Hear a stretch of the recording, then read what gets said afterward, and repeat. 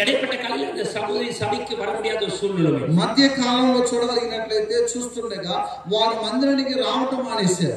ఊరియకరు ఒவ்வொரு நாளும் யோசிச்சார். సేవకుడు కాపరి వారిని గురించి ఆలోచన పెరిగిపోయింది. நல்ல ஆலயத்துக்கு வரக்கூடியவர்களாச்சே, అయ్యో వీరు మంచిగా మందిరానికి వచ్చేవారు, పరిశుద్ధం செய்கிற ஒரு ஸ்திரீ ஆச்சே, అనేక పరిచర్య పరిశుద్ధులు చేసేవారు కదా, అనేక ఆత్మలను கொண்டு வருவாங்களே, అనేక మంది ఆత్మల సంఘాన్ని నడిపించే వ్యక్తి కదా, సభకే வரல, ఎందుకు సంఘానికి రాలేదు? ஒரு நாள் சந்திக்கவே கார் எடுத்துட்டு போனாరు. ఒకరోజు కారు తీసుకొని ఆ కుటుంబాన్ని దర్శించి విచారించడానికి వెళ్ళారు. அவரோட 2-3 விசுவாசிகள் கடந்து போக ஆரம்பித்தார். ఆ సేవకులు ఒంటరిగా వెళ్ళక తనతో కూడా విశ్వాసులు కూడా వెంట పెట్టుకుని వెళ్ళారు. కొప్పరపాడు పాస్టర్ వందరు వచ్చేలే, ఆ పాస్టర్ కొప్పరపాడు వచ్చారు అనుకుందాం. ఊరులో ఎంటర్ అయ్యారు, కొప్పరపాడులో ఎంటర్ అయ్యారు, కొప్పరపాడులోని ఊర్లోకి వచ్చేసారు. ఇంకా కొంచెం దూరం అమ్మ వీడు இருக்குது, ఇంకొంత దూరం వెళ్తే ఆ తల్లిగారి ఇల్లు ఉంది.